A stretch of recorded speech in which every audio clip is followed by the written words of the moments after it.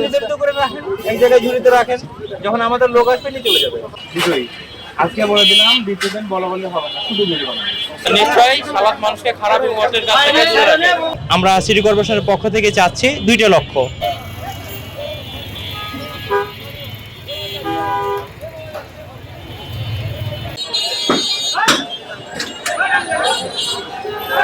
নিশ্চয়ই সালাদ মানুষকে খারাপ এবং অর্থের কাছ থেকে দূরে রাখে। আপনাকে বলা হয়েছিল আপনি তো নামাজ পড়েন, নামাজ কেন পড়েন? আল্লাহ খুশি করার জন্য না আপনার নিজের জন্য পড়েন? আল্লাহ তো খুশি করবেন, আপনার নিজের জন্য তো নাকি? হ্যাঁ, নিশ্চয়ই সালাদ মানুষকে খারাপ এবং অর্থের কাছ থেকে দূরে রাখে। তো আপনি নিজেই কথা বললেন যে সরিয়ে নেব, তাহলে তো হইল না। আমি তো কথা রাখলেন না বাবা। শোনেন, কি নাম আপনার? আপনি কি এখানকার প্রোভাইডার, ম্যানেজার? আপনার ওই যে লেখেন, আমাকে দেন একটা কাগজে লিখে দেন, যার পড়বেন না আপনি লিখে সিল মেরে দেন, নাহলে আমি বিশ্বাস করব না।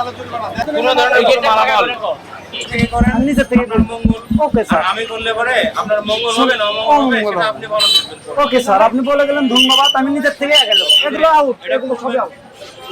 সকালে এই চেয়ারে আবার লিখবে, এখানে আসবে বলে এই দিক দিয়ে চলো যানজট এড়িয়ে সাধারণ মানুষ হেঁটে যেতে পারে দ্রুত, এই জন্যই তো বন্ধ হয়ে যাবে।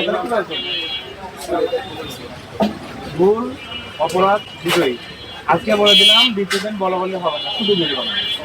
এবং জরিমানার পরিমাণ কত হবে সেটা বলবো না, অপরাধ অনুযায়ী হবে। এখন থেকে ফুটপাত যার সামনে পাবো তাকে দেবো। এই যে এই পাশে যে কটা 4-5টা দোকান, ওই পাশে 4-5টা, আপনারা একসাথে বসে সিদ্ধান্ত নেবেন ঘটক কিভাবে না আমাদের না স্যার। এই ভাই গাড়ি ঝুরি নাই, এই যে সরেন তো ঝুরি এই যে দেখেন, এই যে দেখেন ঝুরি দেন তো সব মেলা আপনার ঝুড়ি আছে কই? 3 জায়গা নির্ধারিত করে রাখেন, এক জায়গায় ঝুড়িতে রাখেন, যখন আমাদের লোক আসবে নিয়ে চলে যাবে। স্যার আমি আর আসবো না, আমার দূরে আসতে আমার মাফ করে দেন স্যার, আমি আর আসবো না স্যার। গাড়ি তোমার না তোমার মালিক। স্যার আমার বাবা অসুস্থ, আমার বাবা আমাকে দিন। স্যার আমি আর আসবো না, দ্বিতীয়বার কথা বললে তোমার সাথে আঘাত করবে। স্যার আমার ভুলে গেছে, আমার মাফ করে দেন, আমার ভুলে গেছে। যদি তোমার বাবার গাড়ি হয়, গাড়ি কাগজ তো আসবে, নিয়ে যাবা। তোমার গাড়ি যা আছে অক্ষত থাকবে। আমার ভুলে আর গেছে তোমার স্যার। যদি হচ্ছে ভাড়াই কাগজ থেকে নিয়ে থাকো, তাহলে ওই গাড়ির মালিককে কাগজ সহ নিয়ে আসবে। স্যার আমার ভুলে গেছে স্যার।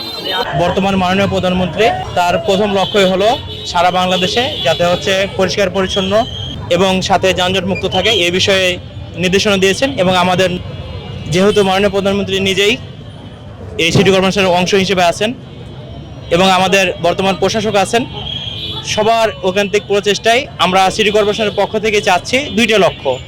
এক হচ্ছে পরিষ্কার পরিচ্ছন্নতা মডেল হিসেবে এবং সাথে যানজট মুক্ত, তারই অংশ হিসেবে আমরা নিয়মিত অভিযান পরিচালনা করব। যারা এই সিটি কর্পোরেশনের বাসিন্দা আছেন তারা যদি আমাদেরকে সহযোগিতা করেন যে নির্ধারিত জায়গায় ময়লাগুলো রাখা বা এই ময়লাগুলো যদি আমরা সময় মতো দিতে পারি, আমার বিশ্বাস আমরা এই বগুড়া সিটি কর্পোরেশনকে সুন্দর পরিচ্ছন্ন দেখতে পারবো।